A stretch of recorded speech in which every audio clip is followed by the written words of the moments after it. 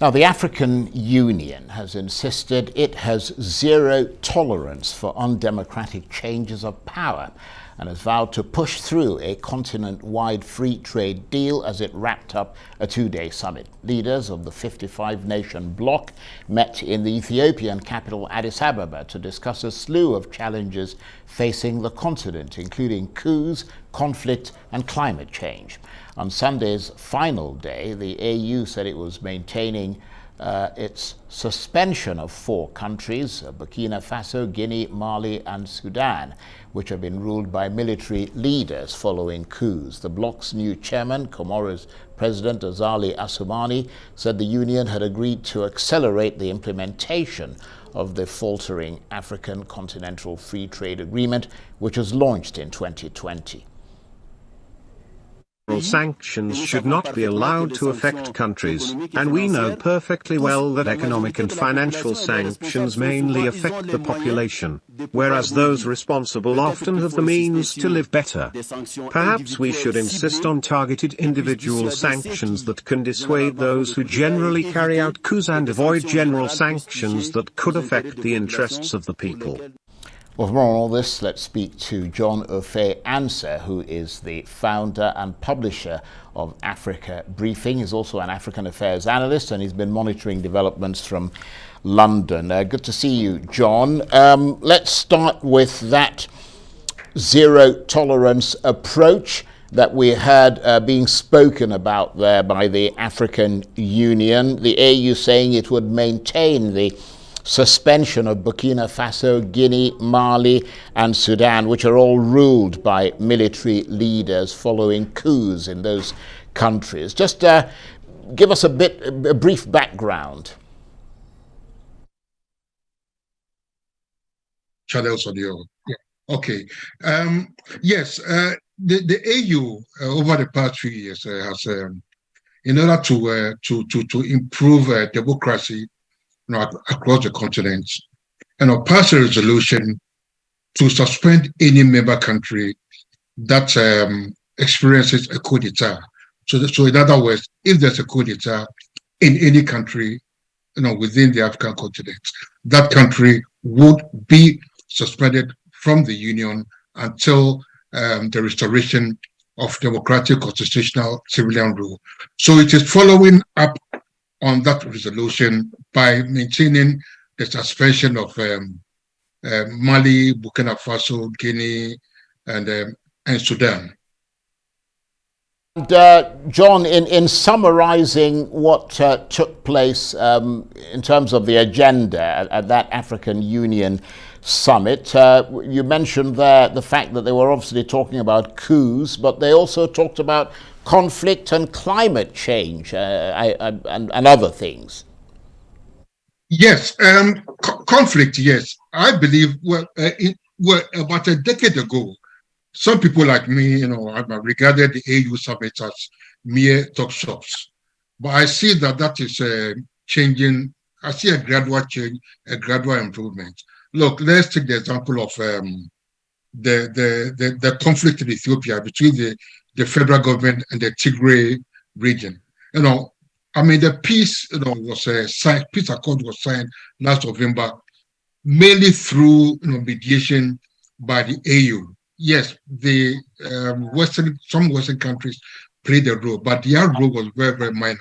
The major role was played by the AU, in resolving that conflict. So that is a plus for the African Union in resolving conflicts on the continent. And that's one example I can give. And also, but when it comes to climate change, look, Africa as a whole, we are at the mercy of the West.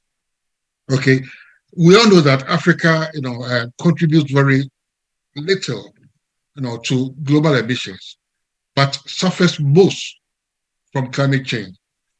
Pledges have been made at the various COP summits, where the latest one was COP26 in Egypt. Various promises were made to give money to Africa to mitigate the effects of climate change. But most of these pledges haven't been met. So it is up now. So it is up to the AU, the leaders, to sit up. Look, over the past few months, we've had a new Chinese foreign minister visiting Africa. Sergei Lavrov, Russia's foreign minister, was in Africa a few weeks ago. The U.S. Treasury Secretary, Janet Yellen, was in Africa about a couple of weeks ago.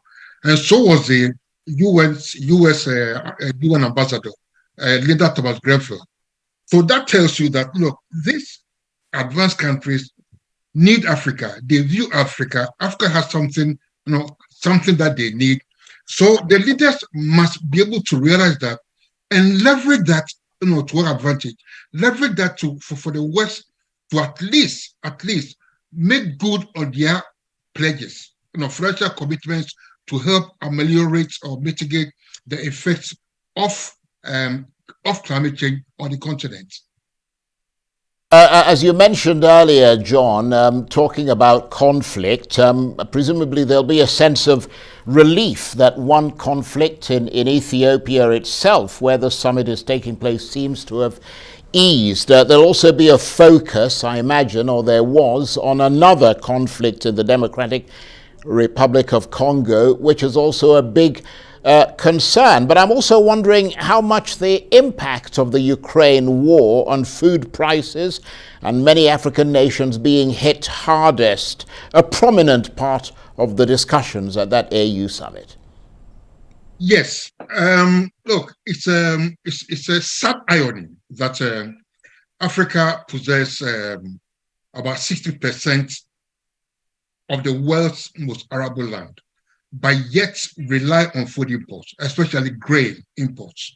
Okay, so this is an indictment. I mean, if the African leaders will meet and discuss, the impact of the Ukraine war on food supplies, on Africa's food security, it's an indictment, of their leadership that they cannot take measures, right, to boost food production. Because look, grain can be. I remember when I was a teenager during the one of the military regimes, General Chapo's regimes. He introduced a program called the Operation Feed Yourself. I was in my late teens, and I recall for the first time, and for the first and only time, Ghana became self-sufficient in rice production. Okay, so why can't, if one military leader had the foresight, had the political will to do this, why can't it be replicated across the whole of African continent? Why can't African leaders allocate more resources to agricultural production, right, to ensure food security on the continent, so that we will not be at the mercy, of geopolitical, events like what is happening in Ukraine? So if they will meet and discuss the effect of the Ukrainian war on Africa's food security, it's a shame on them. On that note, I want to thank you very much indeed, John. John Offei Ansah is the founder and publisher of Africa Briefing. He's also an African affairs analyst, and he was talking to me there from London, from where he's been monitoring developments at the African Union.